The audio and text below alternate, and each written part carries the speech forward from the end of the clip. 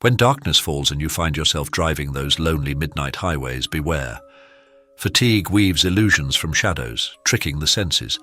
But sometimes, the true threat lurks out there unseen alongside you, hiding in plain sight.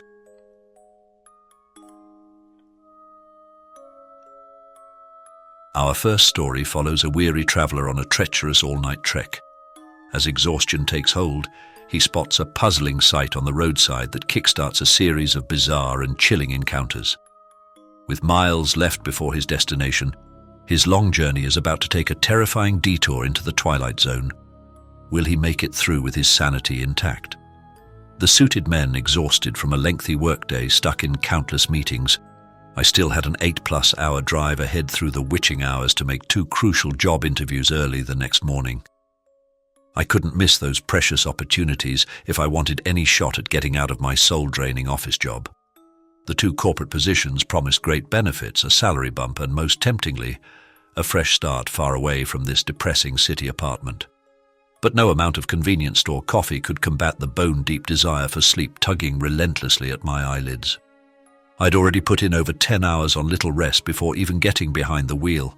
As I struggled to keep my increasingly blurry gaze on the pools of light along the midnight highway, I spotted something on the side of the road that jolted me upright with a burst of adrenaline.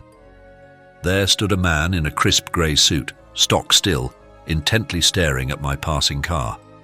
Our eyes met for a split second as I hurtled by, and a chill ran down my spine despite the warmth of the night. What was he doing out here alone so late at night, formally dressed like an insurance agent at a black tie gala? His expensive outfit seemed strangely out of place on the weed-strewn shoulder of this country road. I contemplated turning around to check on the guy, make sure his fancy car hadn't broken down or something, but I quickly wrote it off as a trick of my fatigue-addled mind. Surely just micro-sleep visions brought on by exhaustion and the hypnotic highway lines. Yet not 10 minutes later, down that endless ribbon of asphalt, the sight in my passenger window made my heart skip a beat. There stood another man in a crisp black suit flashing by, stock still on the road's edge just like before. His pale face followed the movement of my car with unnatural fixation beneath the halo of a streetlight. Now my skin crawled with real fear. I reflexively slowed, considering offering roadside help. But when I craned my neck to peer into the rearview mirror past the back seat, he had vanished from the highway shoulder without a trace. Nothing but empty woods surrounded by the songs of frogs and crickets. Just a phantom. The next chance for revival couldn't come soon enough. My hands trembled on the wheel, impervious to blasts of cool air. At the very next rural highway gas station, I quickly pulled off, desperately needing coffee, human voices, anything to revive me. But as I sat facing the convenience store, the harsh fluorescent glow only amplified my sense of unreality. There, half obscured by shadows, leaned the original grey-suited man, intently watching me from beneath the glare.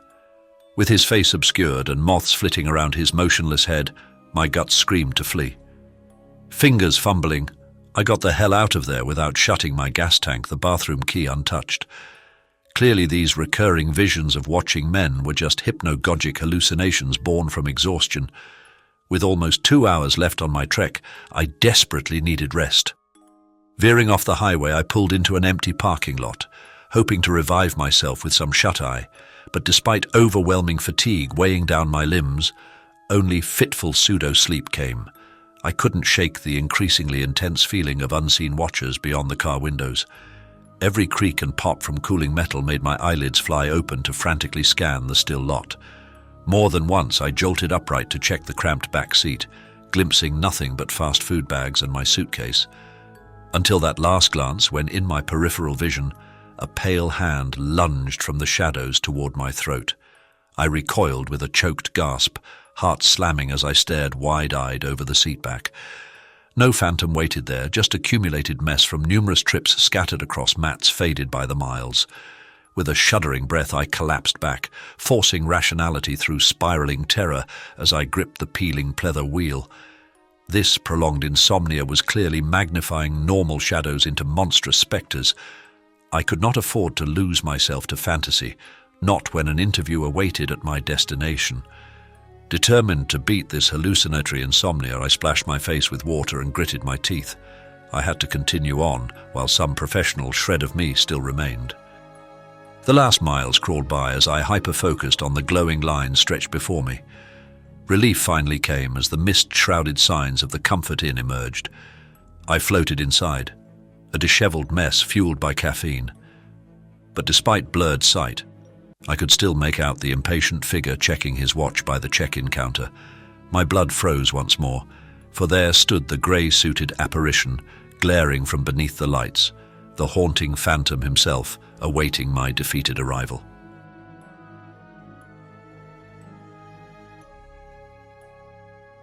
The flat tire. It was well past midnight by the time I finally pulled off the desolate rural highway. My gas light had been angrily glowing for miles as dense autumn woods raced by my windows. I had stopped earlier at an isolated station and couldn't erase the image of a grizzled man by the pumps who watched my every move with an unsettling focus. Dismissing the odd encounter from my tired mind, I continued my lonely drive as tinny classical music played over the speakers. Eric Satie's somber piano notes echoed through the cramped cabin. But I was soon jarred back to full adrenaline-soaked alertness when my dashboard suddenly lit up with a warning light. My rear driver's side tire was rapidly losing air pressure. I carefully guided my aging sedan to the rough gravel shoulder, confused about how I could have suddenly suffered a flat in the middle of nowhere on this empty, potholeless back road. The faded dashed line paint seemed to shiver and blur in my exhausted vision. As I threw the gear into park, the night appeared to warp and contract around me. Shaking off the vertigo, I tightened my coat against the chill before assessing the damage. The tire in question was now a pancaked black donut sagging heavily onto the rim. I still couldn't comprehend how it had burst so unexpectedly on this smooth rural byway. As I pulled the trunk release to find my spare, the distinct grumble of a truck engine echoed from somewhere behind me, creeping up the lonely asphalt ribbon. Yet no familiar headlights cut through the inky woods to either side. My quickened breath began fogging the windows as adrenaline flooded my system. Something was very wrong here. I lifted the false trunk floor to grab my tire iron. Just then, the creeping engine noise cut off abruptly. I peered down the dark road through the pine branches, but could see nothing besides blackness. Then off to my right, the sound of a slamming door shattered the stillness like a gunshot. There, partially illuminated at a crooked angle about 200 feet back, lurked that same dark pickup shape from the station. In a panicked rush, I realized the situation and instinctively rushed to hide myself in the dense roadside brambles. Thorns tore at my clothes as I scrambled for cover just before a flashlight beam swept toward my disabled vehicle. Peering through the scrub, I fumbled my phone and whispered my precise location to the emergency dispatcher. But just as the truck door creaked open, the call failed. I was now utterly alone on this godforsaken backroad, and the only other living soul for miles was currently approaching my location with unknown intent, potentially armed and extremely dangerous. I retreated deeper into the underbrush, willing myself to silence as the unseen predator called into the darkness.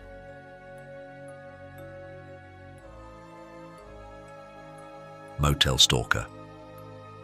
With the roads worsening, I decided to take shelter at a motel for the night. The idea was suggested by a man named Toby at a local diner who overheard my travel woes. He directed me to an affordable spot just minutes up the snowy road. I secured a room easily enough, but as I hauled my bags inside, I noticed a lone car idling in the lot with someone just sitting inside. Shivering, I quickly ducked into my room before noticing the bathroom door was closed. Could someone be in there? Panicked, I rushed back to the lobby, afraid I'd left my own door unlocked.